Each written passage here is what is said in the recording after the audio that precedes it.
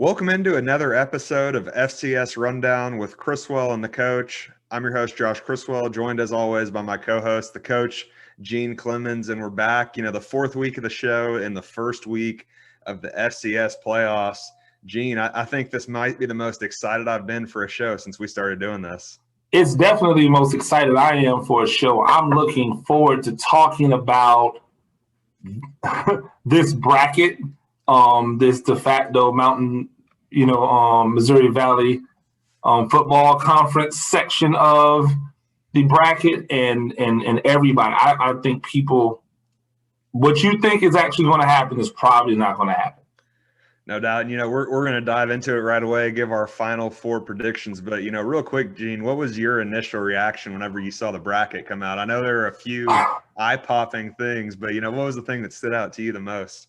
I think the thing that stood out to me, and I've already, railed on it on my other podcast, my Talk Spicy podcast. How in the hell does the Missouri Valley Football Conference get 5 teams in? Like, how can you look at Missouri State games and go, they deserve to be in the college football, playoff? Like, I don't even understand how that happens. Make an argument for Southern Illinois. Okay, I'll listen. They beat North Dakota State.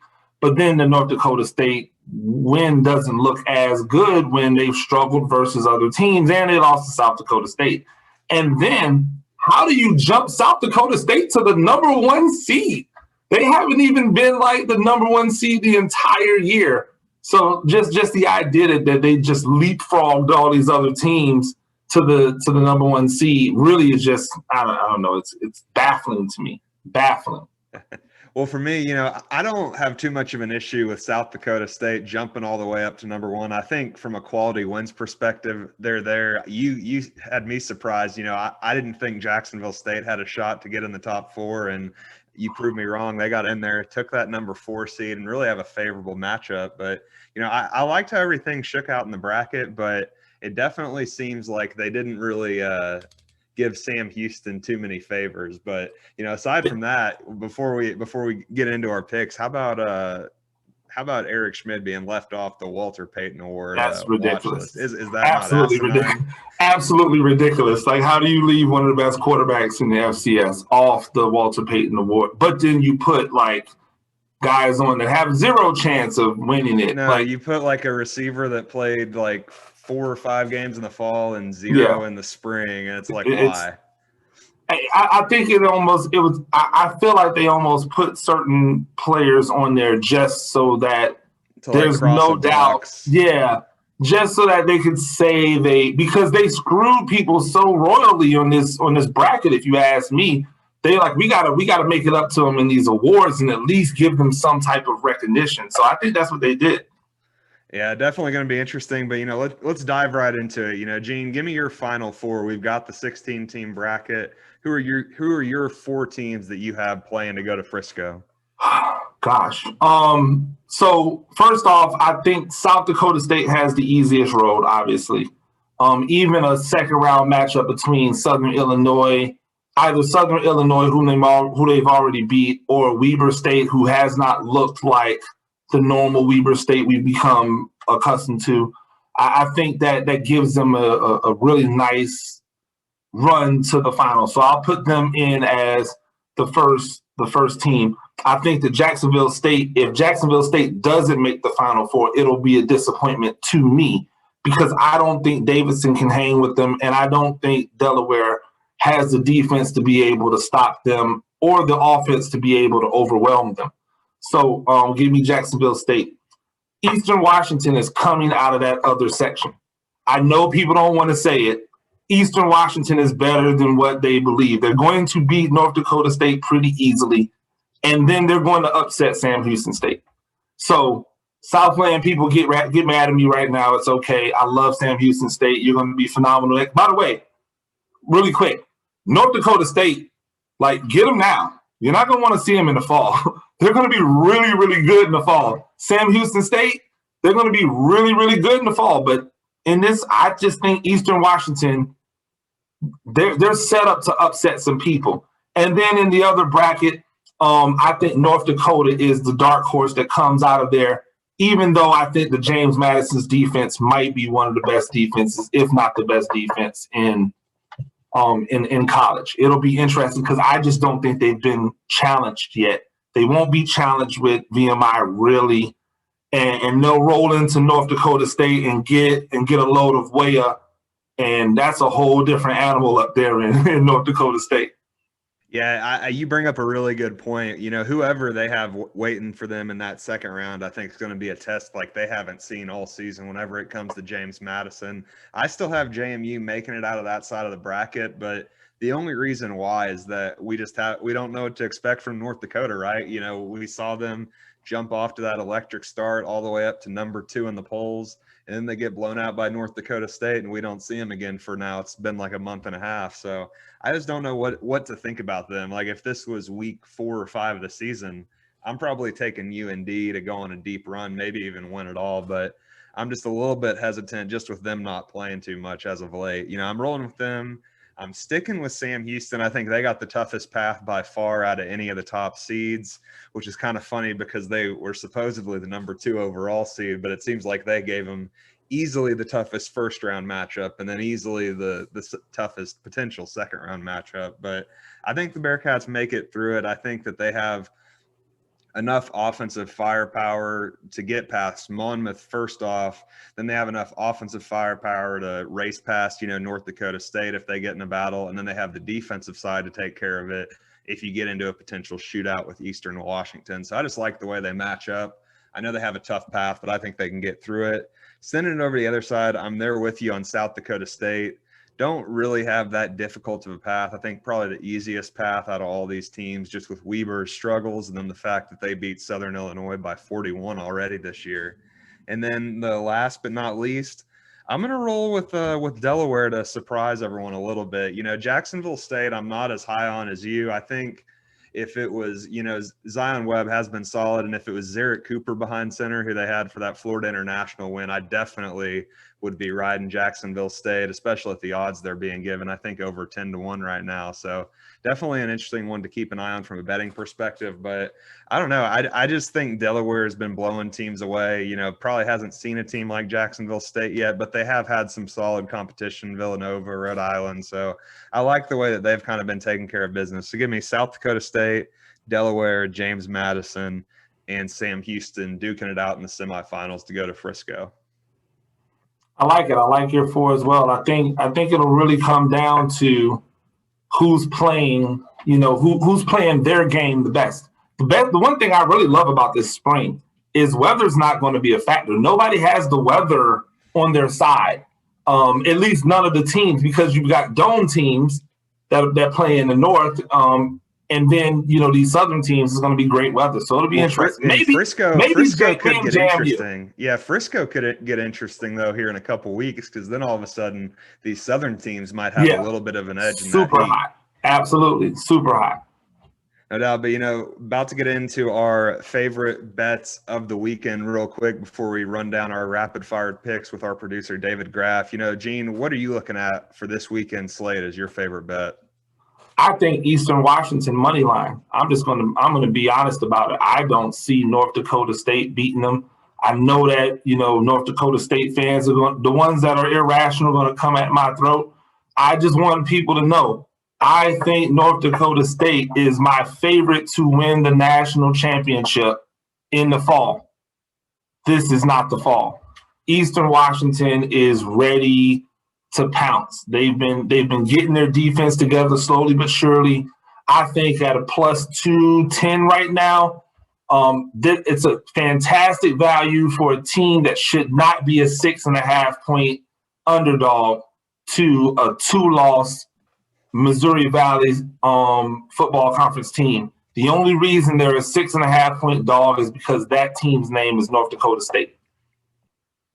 I'm right there with you. I love that money line pick. I think it paid out about 2-1 last time I checked, but I absolutely love that spread because that not only gives you a little bit of leeway for a field goal or so, but I mean, you're covered all the way up to a touchdown minus the extra point. So I really love that. Don't think this is going to be a blowout by any means. If any team takes control, I think 14 points is the max you see either team get a win margin by. But For me, I'm going to get away from the playoffs a little bit, go down to the SWAC. My favorite bet of this weekend is Alabama A&M minus 20 against Mississippi Valley State. Guarantee it. We were recording the Bet the FCS podcast, earlier today, and I was giving my take on this pick. And, I have a rule of thumb. It's to bet against Mississippi Valley State whenever they play football, and especially whenever you're going up against a high-powered Alabama A&M team led by a guy in Akil Glass, who, if I'm not mistaken, up there for the Walter Payton Award. And, he hadn't played a ton this spring, but whenever he's got out there, he's lit teams up. And, he's lit teams up that are a lot better than Mississippi Valley State. So give me Alabama A&M minus 20 all day long. I love that pick. I think that's one of mine. I think you'll probably hear that from me again at some point tonight. Love it. Well, David Graff, we're joined right now by our producer. It's time for rapid fire picks. Usually I only do 5 or 6, but with the playoffs here, we're going to give you every single game. All right, we're going to start with Jacksonville State minus 20.5 versus Davidson. At first I looked at that minus 20.5, and I think when I was looking at it earlier, it was actually at minus 21, which means it's already dropped a little bit. People think that Davidson's going to make it a game. I just have to remind people that Davidson has been playing in the Pioneer League. It's not the same league. It's not the same. Pioneer League teams sometimes get upset by Division II teams. It's not the same. They won't be ready for the speed. They won't be ready for the physicality. I don't care if they're a running team. Jacksonville State, once they calibrate them, it'll probably take them a quarter to really get their feet underneath them, and then they're just going to run away with it. I like the 20.5. It actually makes me feel better that it's 20.5 and not 21, because now all I need them to do is win by 3 touchdowns and extra points. So I'll take Jacksonville State there. For me, I'm going to go with Davidson, but I don't love it. Probably the one that I like the least as far as this week's slate of games, but I'm going to go with Davidson, and just because I don't like having to play the win by 3 touchdowns game against the team that loves to run that triple option. That clock's going to be running all game long, so all it takes is, 1 or 2 good drives that ends in a touchdown, and then all of a sudden are you really expecting, Jacksonville State to put up 35 points or so? It's tough. I don't love it, but I'm going to go Davidson plus 20.5. All right, we move on to the largest spread of the weekend. South Dakota State is a 24.5-point favorite against Bill Simmons' Holy Cross. Holy Cross is a great school, really near and dear to my heart. I used to live in Worcester. They're the class of the Patriot League, as I wrote about, but they're not at this level. And South Dakota State is riding high. They're riding fast. They play hard. They have 3 running backs that will run it right down your throat. They've got a quarterback that's emerging. I think this is them making a statement in the first round that we are here to try to win a national championship. I'll lay all the points. Give me South Dakota State. I'm right there with you. You saw the way that South Dakota State dismantled a playoff team in Southern Illinois by 41 points. I think you're seeing something similar. I think 35, 42-point win right here for SDSU. And, you look at this game, and it's only 24.5 points. Yeah, it looks like a lot. But whenever you think about the way that this South Dakota State team plays, it's not like they air it out, and then whenever they try to run the clock out in the second half, they're just not productive there at all. This team, if they do anything well, let's run the football. You mentioned it, 3 dominant running backs, then a quarterback that can give you, 200 yards or so on the ground on any given night. So give me South Dakota State to pull away in this one, even if it's close early. I think they're just going to keep putting touchdowns on the board. And even if you can get to 35 points or so, I don't see them giving up more than a touchdown. All right, one of those teams with their eyes on Frisco, James Madison is a 14.5-point favorite against Bet the FCS favorite VMI. Yeah, VMI, great season. They struggle. They struggle to finish games. If you look at down the stretch of most games, they usually let a team back in a little bit and then find a way. You can't do that versus James Madison. Their defense is way too good for that. If James Madison can get serviceable quarterback play, they'll win this thing by 3 touchdowns. So give me James Madison. I think you nailed it. It all comes down to QB play, right? If James Madison can get solid QB play, it's going to be tough for VMI. And then it's the same thing with the Keydets. Can Seth Morgan go out there? You've seen him be able to light up SoCon defenses. Can he do the same thing against the class of the CAA and James Madison? It's going to be tough. I think Jacob Harris gives them a good chance, though. I mean, having that kind of just huge threat out there on the outside to throw the ball to in an air raid offense, you're always going to be able to put up points. So give me VMI as long as they stay above 14. If it drops below it, I'm jumping off. But I like VMI. It was 15.5 earlier, already dropped down a point, but hopefully it can go back up. I like VMI anything over 2 touchdowns. All right. Weber State is a 4-point favorite against Southern Illinois. This to me is the hardest game to predict of the weekend. Which Southern Illinois team are we getting? Are we getting the Southern Illinois team that came out and put it on North Dakota State? Or are we getting the Southern Illinois team that got blown out by North Dakota, got dominated by South Dakota State? We don't really know. And when you have the inconsistency of that versus the consistency of the Weber State defense, give me Weber State. I don't feel great about it, but I'll take Weber State and I'll give those 4 points. I'm right there with you. I'm not sold on Southern Illinois at all. I think they're getting a lot of love for beating a Southeastern Louisiana team, last week that had been kind of up and down all season, played some competitive games, but their defense couldn't stop anybody. So, I mean, I wasn't impressed by that at all. Weber State hasn't impressed me either, but if you're making me pick a team, I'm picking the team that hadn't lost a game all year and was a unanimous pick as far as national title contenders go entering the season. All right, so that sounds like a stay away. Delaware is minus 19.5 versus Sacred Heart this weekend. Every time teams like Sacred Heart or Holy Cross, really jump up and kind of take on those FCS teams at a higher level, they don't do very well. Sacred Heart, I remember 2019, they opened up the season versus Maine, and Maine's not really good almost ever, not really great ever, and Maine blew the doors off of them. They haven't had any type of competition this spring. I'm not really high on the NEC anyway. I love their running back. I think he's phenomenal, but their quarterback play is suspect. They'll have an opportunity to lock in on the running back, make sure he doesn't, have a ridiculous day. And as long as they hold him under control, I think Delaware will pull away late. So I'll lay those 19.5 points and take Delaware minus 3 touchdowns. I'll take them all the way up to anything 21 and under.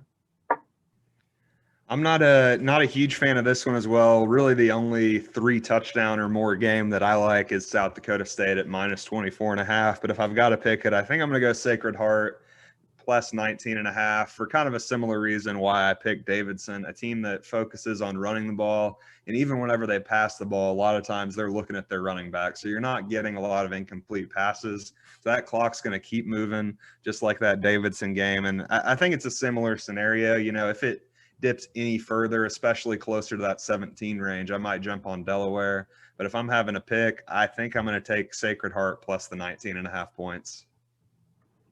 So this next game hits close to home for Mr. Criswell. Here's Sam Houston State minus 9.5 versus a dangerous Monmouth team.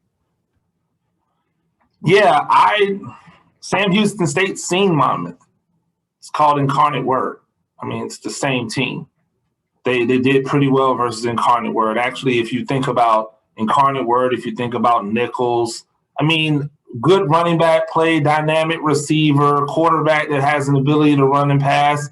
That's all over the Southland Conference. They've seen those types of offenses before. I think Monmouth's defense, it'll be interesting to see how good their defense is because they haven't played anybody of note outside of a triple option team. So that'll be interesting. But when, everything is said and done, I'll take Sam Houston State and I'll take my chances. Yeah, it kind of surprised me. A couple of places, I think DraftKings didn't even have the game listed, but I was No. able to find Sam Houston at -9.5, and I'd roll with that if I could get it. I mean, you took the thoughts right out of my head.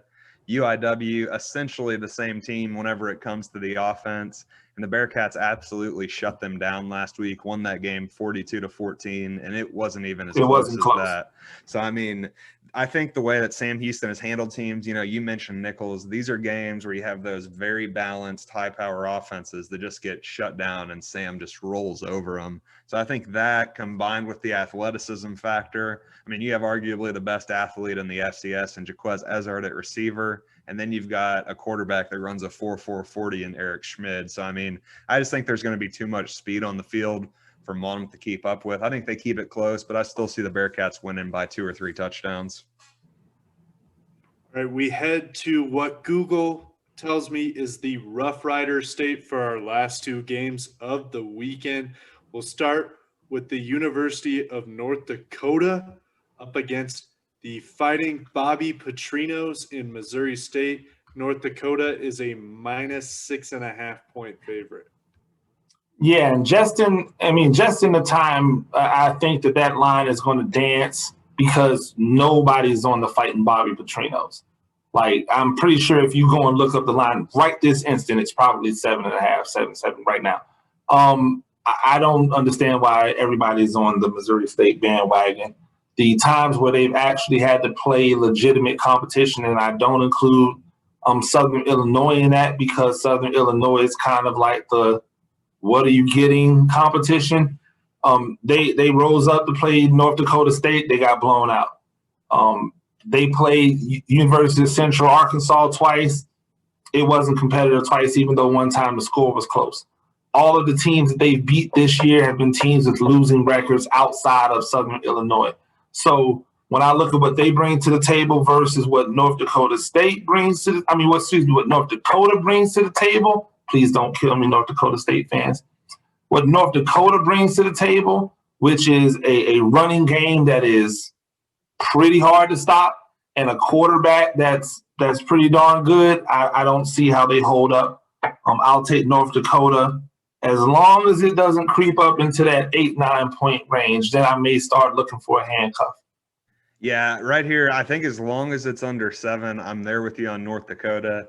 Anything more than that, I'm staying away from this game as much as possible. You nailed it, though. Missouri State really hasn't proven anybody against teams of note this season. They beat teams that they should. They squeaked out a couple surprise wins here and there, but they didn't really do anything to impress you. I think the closest thing, we'd see – as far as UND defense goes, closest thing to that caliber is probably Northern Iowa and North Dakota State. And I think they put up about 13 combined points in those 2 games. So give me UND. I know they're coming off the layoff, but I like the Fighting Hawks in this one. All right, our final game of the weekend, the defending national champions, North Dakota State, is a 6.5 point favorite against Eastern Washington. Well, I mean, everybody knows how I feel about this, so I'll just say give me Eastern Washington. Go Hawks. Go Eagles. Go Eagles. Sorry, Eastern Washington's Eagles. You just said Fighting Hawks, and now my brain is go Hawks. I'm right there with you, though. Give me Eastern Washington and the points especially. I think, did you say 6.5, David? That's correct. Yeah, give me that easily. I think getting Eastern Washington close to a touchdown in this game is basically like stealing money. I'd like them all the way down to 3.5, 4 range. I think this is a really solid play. One of my favorite plays, and as we'll get into here in just a little bit, a pick that we might see tacked on to one of my parlays this weekend.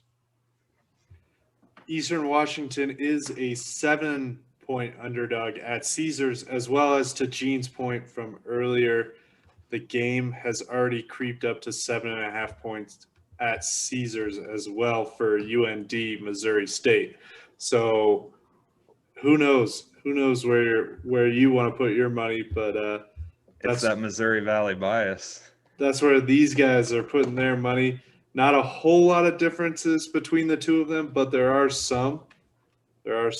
Gene is on Jacksonville State. Josh would like Davidson. Both of you are on South Dakota State. Gene likes James Madison. Josh riding VMI. Both of you are on Weber State. Differing on Delaware and Sacred Heart. Then the last three picks, you both want Sam, the Fighting Hawks, and the Eagles from Cheney. Gamble responsibly. I can't believe Eastern Washington doesn't get a home game. I think it's crazy to me. You give the third or fourth place team in the Missouri Valley a home game. You give the second team in the Big Sky, who could easily have been the first team if they had played Weber State, like you give them a away game. There's not a lot of love for the Big Sky, only getting two teams, and not a lot of love for Eastern Washington, seeing what they've done over the last 10 years as a program. We just got to use that lack of love for Eastern Washington. And, I got to ask you, we had speaking of that lack of love for Eastern Washington, that brings me up to our parlay of the weekend. I'll throw it to you first because I already kind of teased mine a little bit. What are you rolling with? If you got 3 games, all of them are going to hit, and you're going to take that to the window. Who are you rolling with?